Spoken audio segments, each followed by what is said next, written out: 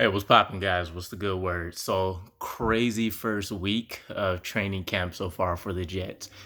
I want to preference this by saying, or preface this, I should say, um, no organization, no company, no business, no individual that I'm aware of has ever done anything 100% correct, right? I can understand the frustration coming from, as a fan, we seem to have never really treated players in the correct fashion, right? I would say correctly so, and correct me if I'm wrong. Most of the people that seems to have been rewarded in the past 20 years or so from a Jet standpoint have been outside players. A new coaching staff has come in. That coaching staff wants its own players, people familiar with the scheme, etc. Right? We give them paydays. The teams, the few standouts, because it really has been very so few that have done well for the team. Those are the ones that suffer. At least in terms of being with the Jets, staying with the team that drafted you, all of those kind of emotional sentiments. So they tend to suffer from a contractual, standpoint. Now, overall, football is just really devastating sport, physically, emotionally, etc., on each individual. One of the things that I think you see people switch over to basketball instead of football for is the fact that there's a little bit more consistency in how contracts are handled. There's a little bit more security in contracts, right? We've seen the NFL players speaking their thoughts and stuff on that a bit in the past about how fully guaranteed contracts would be nice, or contracts with high guarantees in it. I think in a normal range you see maybe like 40% of a contract if it's a really franchise level player, 40, 60, maybe 70% of their contract guaranteed. Everything else is kind of put into bonuses, incentive, performance, things of that nature. With Zach Wilson, a lot of what I'm hearing we're going over about right now is offset language.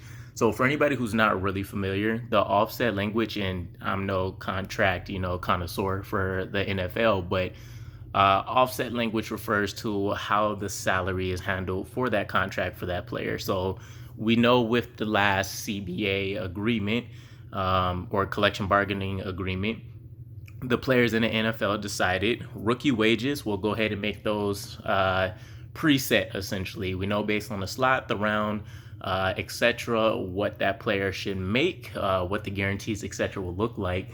And then we know the first rounders have that included fifth year option for the team to exercise. Franchise tags, things of that nature come into play as well. But essentially, from the time a rookie is drafted, if they're a first rounder, you can essentially keep them for about 7 years. That's assuming they play all 4 years, right? And if you're keeping them, they must be playing fairly well. All 4 years, you exercise the fifth option, and if you're not in cap hell, you can pretty much franchise tag them twice. Top five salaries of the position makes up what the original franchise tag will be, and then the second one is 120%, or an additional 20% of whatever the previous salary would be. So that's a fairly long time, but it doesn't offer anything in the way of job security for them. We know at any play, and at this point, we've even seen with I think it was the Chiefs, I want to say, maybe the Broncos, but they had a player that was working out in the offseason, as I'm sure probably directed by the team, as well as just part of getting ready for conditioning and stuff for mini camps, training camp, etc. He gets hurt. The team doesn't want to pay him since it was an injury during the offseason, and the NFL Association pretty much backed what the team did. NFLPA wanted to respond against it. As far as I know, there's a grievance in place for it, right? But offset language is the main thing. So a lot of what the issue here is that the history for the Jets is that offset language has generally always been included. I can't think off the top of my head, in a little bit of research I did, what the last player that didn't have an offset in the contract may have been. So we're talking, 20, 30, 40 plus year tradition for the Jets. with so much new stuff coming in, I almost kind of feel that this would have been one of the things that should have been conceded, right? It should be a drop in the dime, pretty much. You know what's happening with your first round picks, and especially quarterback, the most an important position in the sport. You would pretty much expect that there generally a lot of concessions get provided to them, right? We're playing hardball with them at this point, so I'm interested to kind of see how Douglas actually maneuvers and handles this fairly well. If he handles it fairly well, Robert Saleh has been saying all the right things right now in regards to James Morgan, Mike White, us moving on with them, trying to get them continually progressed and installed in the scheme, etc. Zach Wilson, however, though, is still on hiatus while this is getting resolved. So I kind of have mixed feelings about it. I feel like it shouldn't be too much of a big deal. So, okay, I guess corporation wise, I guess just to kind of play both sides, right? Devil's advocate. If that offset language is not included, meaning that the player does not have that as part of their contract, here's the downside from a business aspect.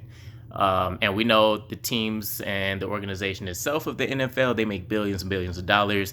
So do the teams, or hundreds of millions, whatever the case is. But the league itself, we have, a set cap for our salary, meaning that we can't go beyond this, or at least if we do, we know that we're going to have serious reductions somewhere. If a player does not have that offset language in their contract, what this means is that they can essentially double dip. So let's say, you go as a first round, doesn't matter what position or anything, you go the number one pick. Let's say your contract is 45 million for essentially the 4 to 5 years. What happens is, let's say you play well the first 2 years, down year, maybe injury, whatever, right? Third year comes around, that happens to you. Fourth year, the team, not so sure, right? They let you go after your 4 years. They are on the hook to still pay you for your contract. And what happens is, if you get picked up and you get signed by a new team, they also can pay you. So you end up still recouping the money for the team that you aren't on, as well as the new signing bonus, the new contract, etc. for the new team. A lot of people would not be happy about that from a business standpoint. Why am I paying a person who's no longer here, and they're counting against my salary? We can't utilize them, etc. So that's pretty much the sticking point. I do want to see Zach Wilson on the field. I've talked about the quarterback 2 situation quite a bit, so I'm definitely rooting for Mike White, James Morgan. Check out that video if you haven't, in regards to the expectations there. But ultimately, Zach Wilson, we know, is the guy. I've seen a report today. We're looking at Josh Johnson and Sean Mannion in terms of completing workouts for them.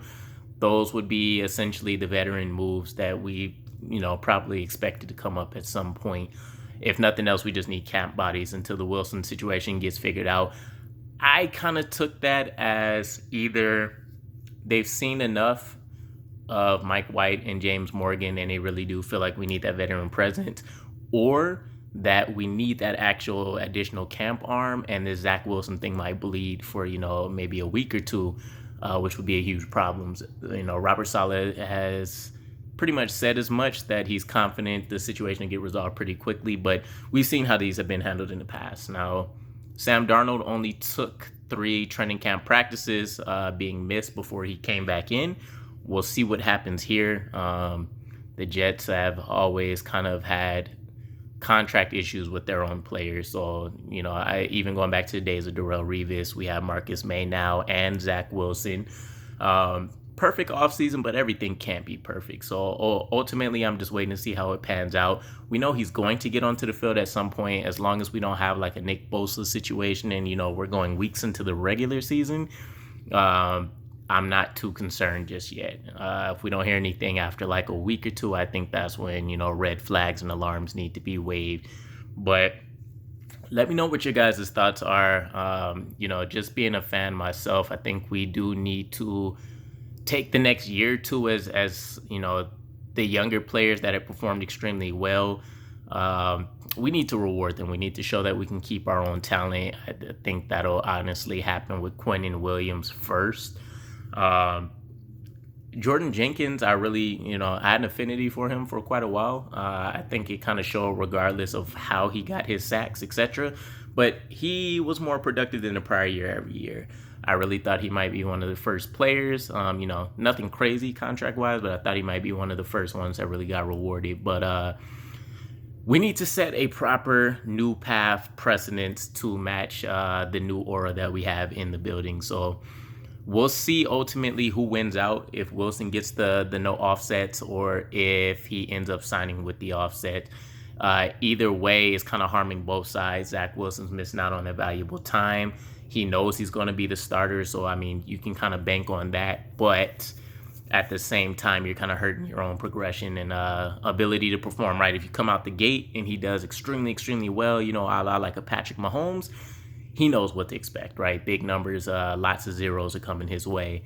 But on the flip side, if this ends up harming him, he comes out slow out the gate, etc., then, this is going to be a huge talking point when we go back and we look at the start of the arc of his career and we say, you decided to miss this time in the beginning to argue over that offset language. Now, how much is in his hands and how much is not? I mean, I'm assuming he can always just go to his agent and say, just get the deal done. Let me sign and call it a day.